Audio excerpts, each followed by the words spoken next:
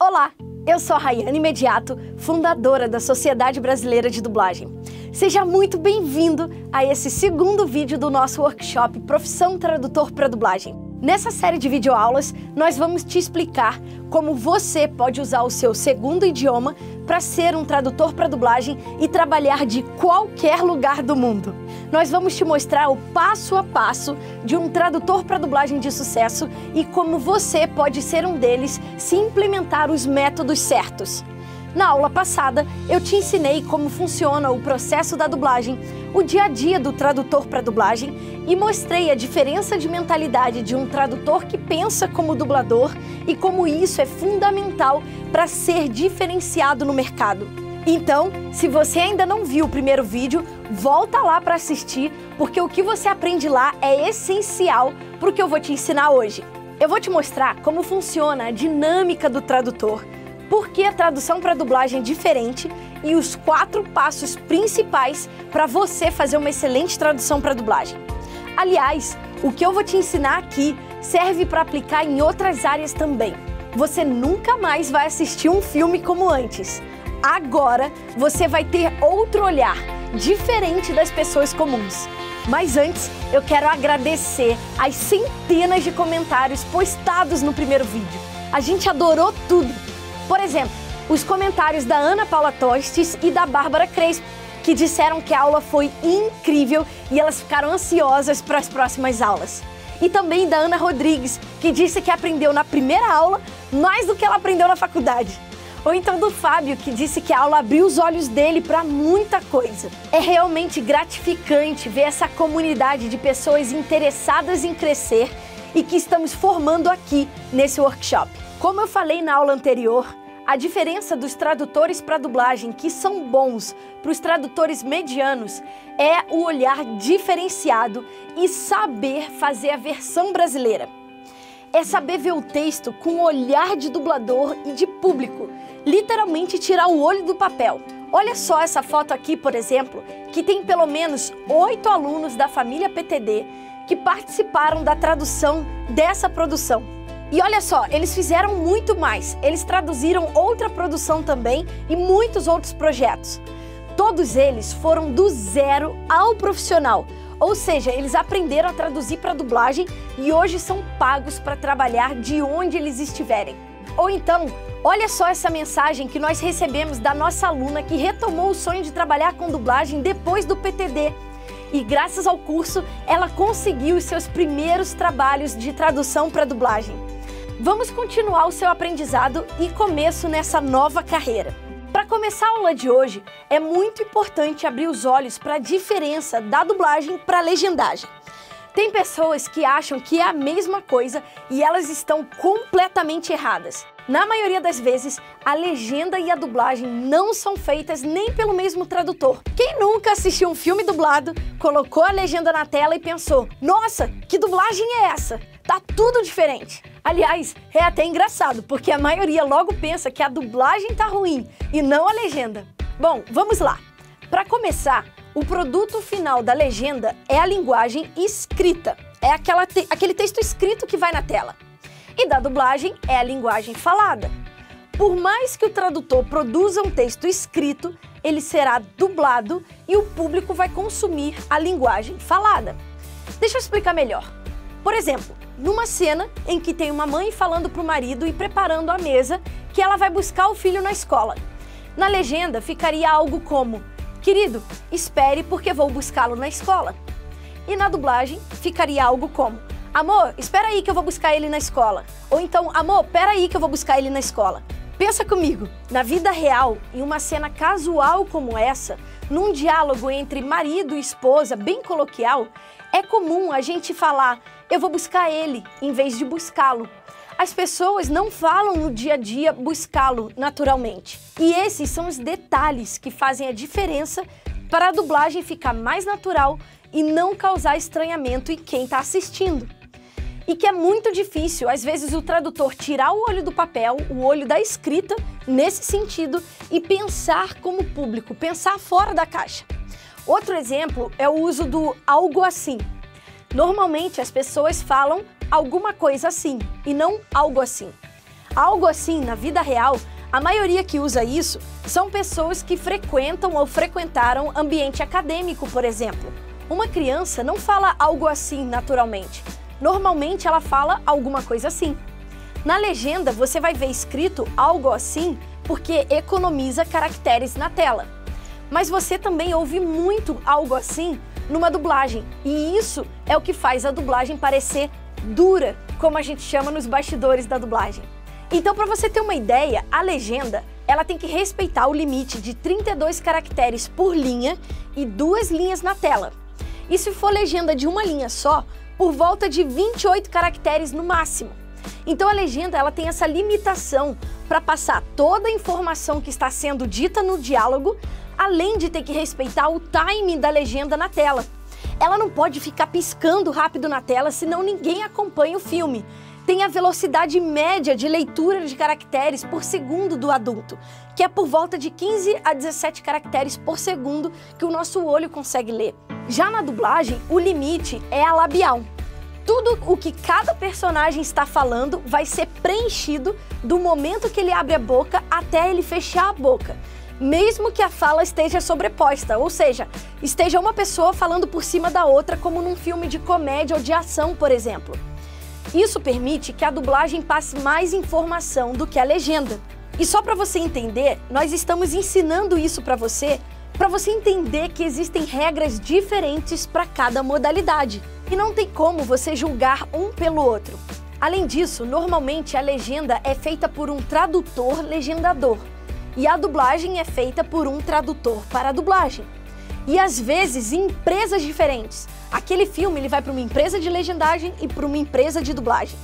Então vamos combinar uma coisa a partir de agora. Não vamos mais ver filme dublado com legenda e criticar um ou outro, tá bom? Não tem como comparar, beleza? Bom, outra coisa que já me questionaram muito foi: ah, Rayane, mas como é que eu vou fazer uma tradução natural com um cliente fazendo lista de palavras proibidas ou então cada cliente exigindo uma coisa diferente? Bom, é muito simples. Por exemplo, nas novelas mexicanas que a gente dubla para Angola, eu não sei se você sabe, na Angola tem um canal chamado Zap Novelas que passa a novela o dia inteiro. Novelas brasileiras e novelas mexicanas. E as novelas mexicanas, elas são dubladas no português do Brasil. Eles preferem assistir o nosso português do que o português de Portugal. Para essas novelas, o cliente sempre pede para a gente usar para em vez de pra. Ou então está e estou em vez de tá e tô. Um dia desses, por exemplo, eu dublei um vozerio, que é um burburinho de fundo, aqueles filmes quando você vê um burburinho de restaurante, um burburinho de hospital.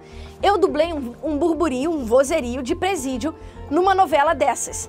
E nessa novela eu precisei respeitar essa exigência do cliente. Então, ok, tudo bem. Não é comum um monte de mulheres no presídio falar: eu estou bem, estamos aqui faz tempo. Mas eu tive que respeitar isso.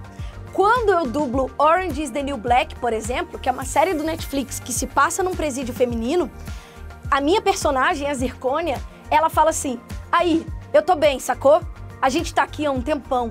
Então o lance é o seguinte: você precisa respeitar as peculiaridades do cliente e nós temos que fazer um texto natural dentro dessas exigências. Porque, gente, o dublador vai mexer nesse texto. É como o ator de teatro. Ele vai receber o texto, o script da peça, e ele vai fazer anotações, trocar uma palavra por outra, adaptar um pouco mais. Então, se ele já vai fazer isso, para que eu vou fazer um texto duro e escrever um monte de algo assim, quando o dublador vai trocar para alguma coisa assim, para poder ficar mais natural? E se o cliente permite essa adaptação, manda ver. Não precisa fazer um texto duro só porque você é tradutor e está escrevendo aquilo. Sabe aquilo? Ah, eu sou escritor, eu sou tradutor, eu faço palavra escrita, eu escrevo formalmente, eu sou obrigado a fazer texto certo. Não é esse o caso, tá bom? Agora, claro, se tiver algum personagem que fale errado, com erros de português, você explica o motivo daquele erro tá ali no texto pro estúdio e pro diretor de dublagem e tá tudo bem. Agora, eu vou te explicar como funciona o trabalho de um tradutor e o segredo poderoso para começar a sua tradução. O passo a passo para se tornar um tradutor para dublagem é o seguinte. Primeiro, Você tem que ter um segundo idioma e fazer especialização de tradução para dublagem.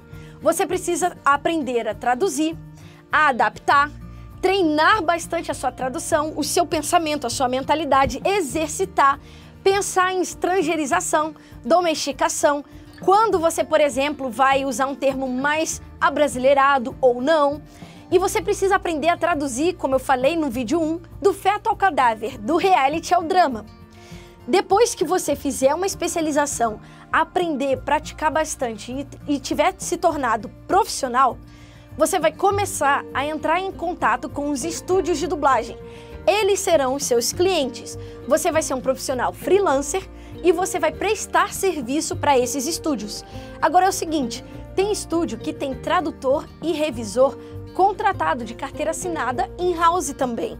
Então, se for uma escolha sua, você pode se candidatar a essas vagas também. Ao entrar em contato com os estúdios, você vai pedir testes de tradução. Você vai fazer um teste, ele vai saber se você está apto ou não e você vai ser aprovado ou não pela casa, para que você possa oferecer e prestar os seus serviços para aquele estúdio. E nós, na Sociedade Brasileira de Dublagem, dentro do PTD, a gente oferece ao final do curso uma lista de estúdios no Brasil e no mundo, como bônus para você. É um presente para potencializar o seu aprendizado. A nossa missão com você é te dar a formação mais completa possível e te formar um profissional da área. Depois disso, o caminho é seu. Só que a gente oferece uma lista de clientes para que você possa começar a sua jornada como presente. Bom, o terceiro passo é você passar no teste e receber um projeto para trabalhar nele. A gente chama de projeto, pode ser o episódio de uma série, pode ser um longa-metragem, um curta-metragem, uma série inteira, qualquer projeto audiovisual que você vai traduzir para dublagem. Pode ser um curso online, por exemplo. E aí, você vai trabalhar naquele projeto ou naqueles projetos. Teve mês, por exemplo, que eu trabalhei em 3 séries diferentes ao mesmo tempo. E tá tudo bem. Vai depender da sua disponibilidade. Tem gente que começa a traduzir para dublagem trabalhando num outro emprego ao mesmo tempo. Então você vai ter meio período para disponibilizar. Talvez você não consiga traduzir 3 séries ao mesmo tempo. Vai fazer uma de cada vez? Às vezes você tem o dia inteiro livre, então você pode pegar mais projetos. Depende de você. Você controla a sua rotina e a sua disponibilidade. Depois que você trabalhar naquele período de mês para aquele estúdio ou para aqueles estúdios, no início do mês seguinte, o estúdio vai te pagar, ele vai fazer o fechamento. Vai te pagar pelos filmes e episódios que você traduziu no mês passado. Então, essa é a rotina de um tradutor e é assim que funciona o seu trabalho. E você vai produzir de acordo com a sua disponibilidade. Você vai ganhar proporcionalmente ao que você trabalhou, certo? Então, vai ter mês que você precisa trabalhar mais, você quer trabalhar mais. Tem mês que você quer trabalhar menos, porque você vai tirar férias, por exemplo, e tá tudo bem. Agora, eu vou te explicar o segundo passo. Depois que você vira tradutor, depois de todo esse passo a passo, existe um segredo que a gente desenvolveu para que você se diferencie no mercado, para que você faça uma tradução de qualidade. Então, agora, anota aí o segredo e os 4 passos principais para você fazer uma excelente tradução para dublagem. Ele é baseado em 4 perguntas. É o seguinte: você recebe o projeto ou o contato do estúdio que vai te mandar um e-mail ou uma ligação ou um WhatsApp perguntando: oi fulano, você tem disponibilidade para traduzir esse filme aqui? E aí ele vai falar o nome do filme ou a série ou a quantidade de episódios. E você vai pedir para olhar no IMDb, de acordo com aquele nome, você vai jogar na internet para ver qual é aquele tipo de produto. Então a primeira pergunta que você tem que responder antes de começar o seu projeto é: qual é o tipo de produto que eu vou traduzir? É uma comédia? É um reality? É um drama? É uma novela de época? Porque, dependendo, isso vai te dar mais trabalho ou não. Se for, por exemplo, um desenho infantil bem didático, como se fosse Discovery Kids ou Globinho, em que o desenho é mais didático, falado pausadamente, você vai fazer com mais facilidade, porque tem menos texto. Agora imagina um filme tipo Velozes e Furiosos, ou então Transformers, que tem muita cena de ação, pessoas lutando e falando uma por cima da outra. Esse filme dá mais trabalho para traduzir. Logo, você vai precisar mais de prazo. Ou então uma comédia americana, Eu, a Patroa e as Crianças, por exemplo, que fala um sobre o outro. Você precisa ter mais atenção e vai ter mais tempo e mais trabalho para poder fazer. Então, a primeira pergunta que você faz é: qual é o tipo de produto que eu estou traduzindo? Isso vai guiar o prazo que você vai ter e você vai saber se você vai fazer com mais facilidade ou um pouco mais de desafio. A segunda pergunta que você vai fazer é: quando se passa esse produto? Em que época? Por exemplo, é um filme dos tempos de Jesus? É um filme futurista, tipo Matrix? É um filme atual? Se passa durante a Segunda Guerra Mundial? Porque isso vai impactar no vocabulário que você vai usar no filme. Eu traduzi um filme, por exemplo, que ele se passava atualmente, era uma repórter entrevistando uma senhorinha de mais ou menos 80 anos, em que ela contava a história de quando ela perdeu o marido dela na Segunda Guerra Mundial. E ela ficava, desde então, todos os anos, na data de casamento deles, esperando o marido voltar na estação de trem. E até então ela não tinha encontrado o marido. E aí você repara, esse filme ele se passava nos dias atuais e tinha flashbacks o tempo inteiro, mostrando ela e o marido jovens. Repara, é a mesma pessoa em épocas diferentes. Só que naquela época ela tinha um vocabulário condizente com o período da Segunda Guerra Mundial, que foi por volta ali dos anos 40, em 38 a 45. Então o vocabulário era outro. Só que hoje em dia o vocabulário é outro. E você tem que fazer essa diferenciação no seu filme, no seu produto. Qual é a época que se passa? Isso vai impactar. Você não vai botar num filme de época em que tem Jesus, por exemplo, falando: e aí, beleza, cara?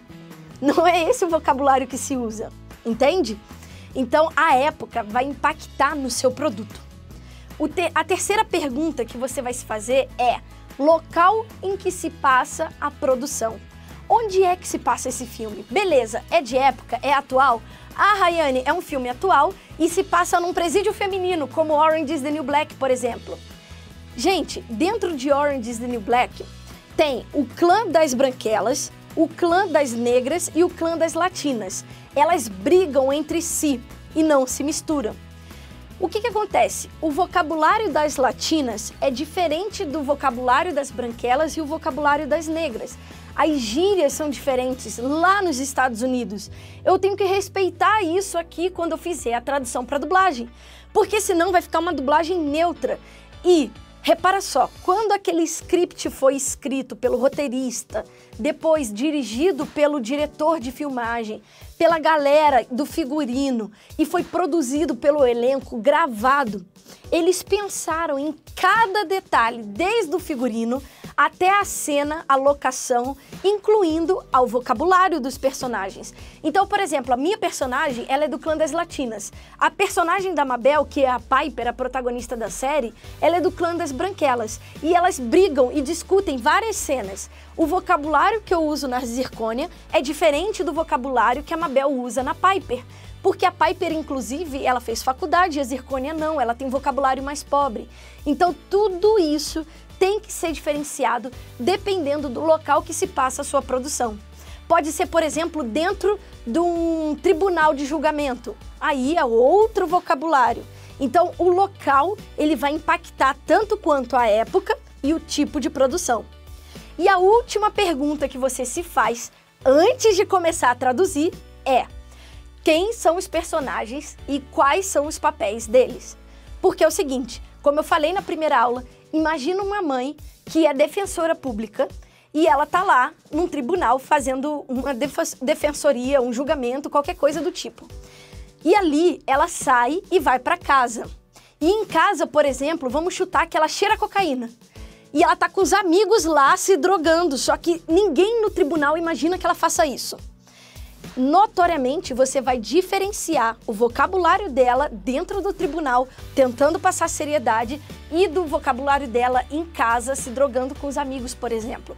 Então, os personagens e os papéis que eles exercem no filme fazem total diferença no que você vai escolher usar como vocabulário ou não. E o mesmo vale para outros exemplos e infinitos exemplos. Isso, gente, vocês têm que se perguntar antes de começar a sua tradução. Por quê?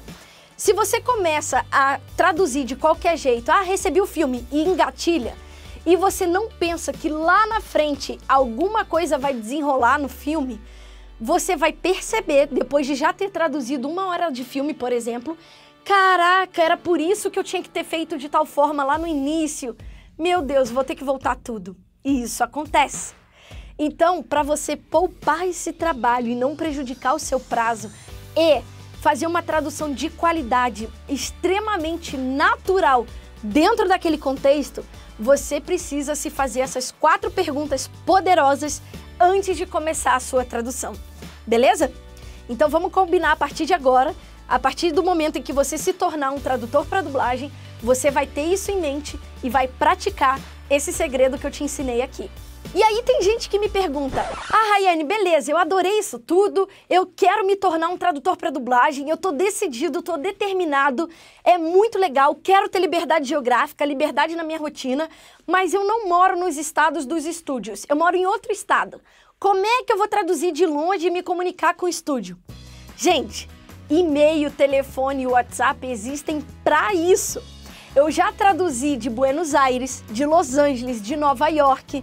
Aliás, eu morava no Rio de Janeiro e traduzia para São Paulo, sem ter vindo para São Paulo. Eu já morei em São Paulo e traduzia para o Rio de Janeiro. A minha empresa, a Sociedade Brasileira de Dublagem, traduz para Los Angeles e os nossos tradutores estão aqui no Brasil. Aliás, tem um, inclusive, que ele mora na Espanha e eu nunca o vi pessoalmente. Todos eles foram nossos alunos da Sociedade Brasileira de Dublagem e do PTD e hoje prestam serviço pra gente, estando em qualquer lugar. Tem até um tradutor que mora na Itália e tá tudo bem. Aliás, hoje não existe só dublagem no eixo Rio e São Paulo como antigamente, tá? Tem estúdio em outros estados do Brasil e no exterior. Tem em Los Angeles, em Miami, Buenos Aires, por exemplo.